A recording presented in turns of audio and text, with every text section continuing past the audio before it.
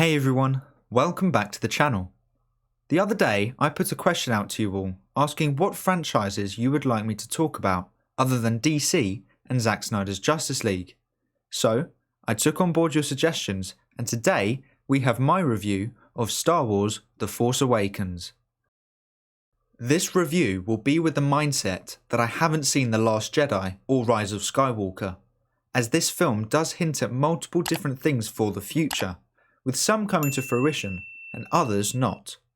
So I don't want the next two films to affect my opinion on this film. So with that in mind, let's get on with the review. The introduction of the Stormtroopers really gave me a new look to them. Before this, I always thought of Stormtroopers as the easiest enemies in cinematic history, with awful aim and banging their heads on things. But this introduction to the new Stormtroopers of the First Order actually made me feel a bit intimidated. Even though later on in the film they were easily taken out, at least for the opening scene they seemed like a threat. I like this thing. I loved the story of a stormtrooper rebelling against the First Order and eventually becoming a hero. We've never had a personal connection to a stormtrooper, so to see this is really refreshing. Within the first 5 minutes, we are introduced to our new villain, Kylo Ren, and his theme gives us a clear indication of that. And I would say that his theme is one of the best themes in Star Wars. We're also instantly introduced to the power of Kylo with a force ability that we have never seen before. Kylo Ren is a very interesting character as he has his own inner conflict, just like Finn, which Kylo senses in this first scene.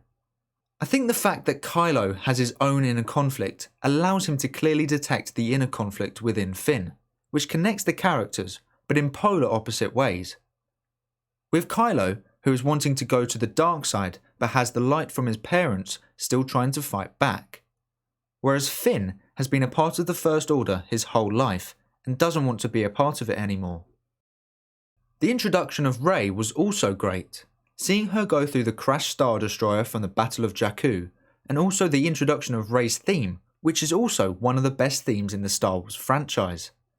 We can also see the similarities between Luke and Rey, which also hints at Rey's potential as a Jedi. We're also introduced to the caring side of Rey, with her looking out for BB-8 from a fellow scavenger. It shows that she has a good heart, which helps the audience connect to her. The sound design for the interrogation scene between Kylo Ren and Poe was fantastic. We could see the strength of Kylo Ren through the sound design of the Force, and Oscar Isaac's acting was incredible. You could really see the struggle of Poe trying to hold back the secrets and the pain Kylo was putting him through. Seeing the beginning of a friendship being built between Finn and Poe is great too.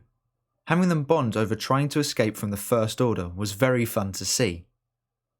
The conflict between Kylo Ren and General Hux is one of my favourites in the film, both trying to compete for Snoke's approval by trying to one-up each other. Snoke is another character that I find really interesting. We've never seen Snoke before, so there was a lot of mystery behind his character and who he actually is, which makes me excited to see what happens to his story in the next film. Rey's surprise in Luke Skywalker actually existing shows that stories of Luke Skywalker had been passed around the galaxy to the point that he had become a legendary myth.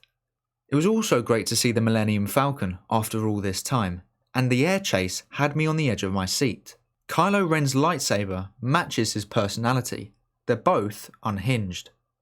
Normal lightsabers are composed and controlled, just like the Jedi or Sith wielding them. Ren's lightsaber has a cracked kyber crystal, which also symbolises Kylo's inner conflict. His appearance is also explained by his obsession with his grandfather, Darth Vader. He wants to finish what he started. It also shows the desperation of Kylo, as he feels like if he dresses like his idol, he can be like him. The gang scene seemed quite irrelevant in all honesty. It was only the final part of the scene that was needed to add to the story. Instead of that unnecessary scene, they should have had a simple scene of one of the workers on the ship spotting Han Solo with the droid and informed the First Order. I think that would have helped the film flow a bit better. Let me know what you think in the comments below. The chemistry built between Rey and Solo allows the originals to connect to the sequels through these characters. Maz seems to be an interesting character, but we haven't seen enough of her. There are some interesting questions still unanswered, like how she got Anakin's lightsaber. I did find it interesting how Rey was being called to Anakin's lightsaber, and then seeing the vision of Luke next to R2-D2, with the Knights of Ren, Rey's parents leaving, and then Kylo on Starkiller Base, scaring Rey. They were visions of the past and future, which shows even more of Rey's abilities of the Force. This scene made me want to see more and to know what happens next, which I think is always good, as it reassures the audience that the studio know what to do next with the story and lets them know that this film isn't the end. The laser fired by Starkiller Base seems to be so powerful that I thought it should have disintegrated all of the soldiers instantly. The whole concept of Starkiller Base for me is too similar to the Death Star from the originals. Playing it this safe with almost a replica of the Death Star makes the plot feel repetitive. I would have liked to see something completely new. I really wanted to see more of Finn with the lightsaber, as the posters for the film shows Finn holding the lightsaber. I was hoping to see him use it more. I don't like how a stormtrooper's weapon can hold its own against a lightsaber, but I do like how stormtroopers have become more powerful.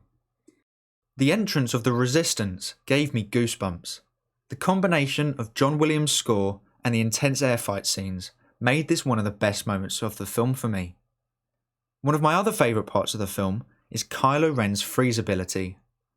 I'm glad we got to see him use it more than once, as there have been so many times in films that the main character has an ability that they only use once in the whole film. So to see him use the ability against Rey is really satisfying. It was interesting to see Rey being able to resist Kylo's mind reading and actually being able to use his own thoughts against him.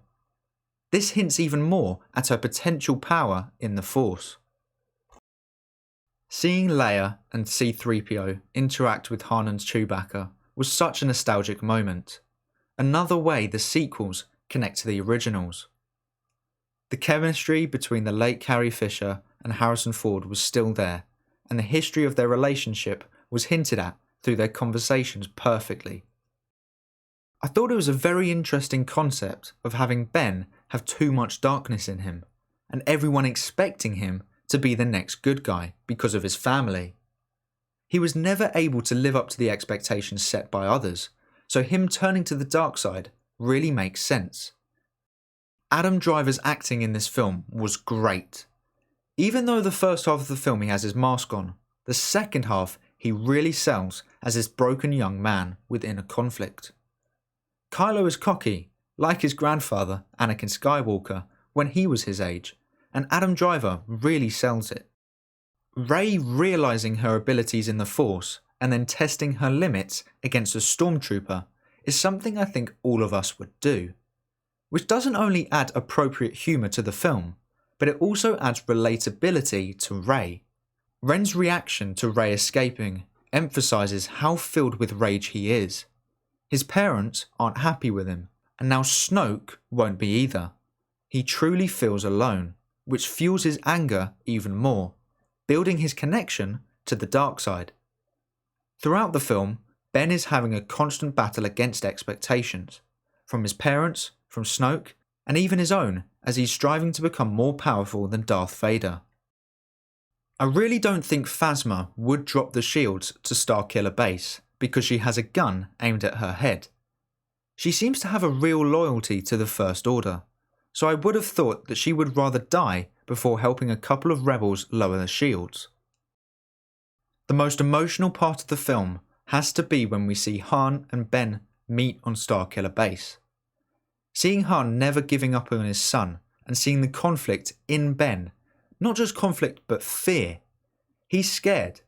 A part of him wants to go with his father, but more of him wants power, and he's probably scared of Snoke too. He says, "I know what I have to do, but I don't know if I have the strength to do it." And asking for his father to help him and then killing him while staring into his eyes is horrifying and at the same time heartbreaking. The final battle's aesthetics and cinematography in the forest is one of the most beautiful fight scenes I've seen. The fight makes perfect sense. Kylo is injured from the shot from Chewie and is now toying with Finn, which emphasises the ego he has. When Rey fights Kylo, she doesn't hold her own. You can tell she is an inexperienced fighter with a lightsaber. It's only when she connects to the Force can she start fighting back.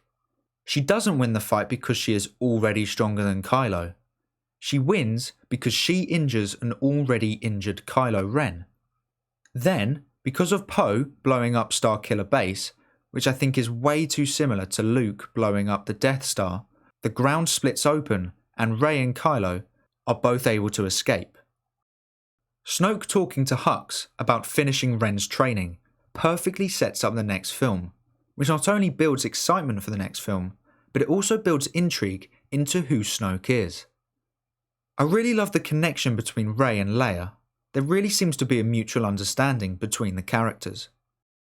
The mysterious island adds to the mystery of Luke Skywalker, and seeing Rey searching for Luke on the island builds that perfectly. It's a shame we didn't see much of Luke in this film, as he is a fan favourite amongst many, but it does mean we have the next film focused on Luke. Overall, I think this film is really fun. That doesn't mean it's a great film, but it was enjoyable and an interesting introduction to the new trilogy and new characters. I did think it was brave to kill off a fan favourite, that being Han Solo, although I think Harrison Ford did want the character to be killed off. I thought the CGI was faultless, which is obviously far better than the CGI of the originals and prequels. I found the new characters interesting, and it was also great to see the old cast come back for this film. So overall, I would give this film a 7.5 out of 10. Let me know what you would rate Star Wars The Force Awakens out of 10 in the comments below. I will be reviewing Star Wars The Last Jedi next, which is the most controversial film in the Star Wars franchise, so look out for that. Also, let me know what other films or franchises you would like me to review in the comments below. But that is all for today's review. Thank you so much for watching. Please make sure to like the video, as it really does help get my channel out there. And if you want to see more of my videos, make sure to subscribe too, and turn on post notifications so you never miss a video. I hope to see you here again soon, so until then, bye.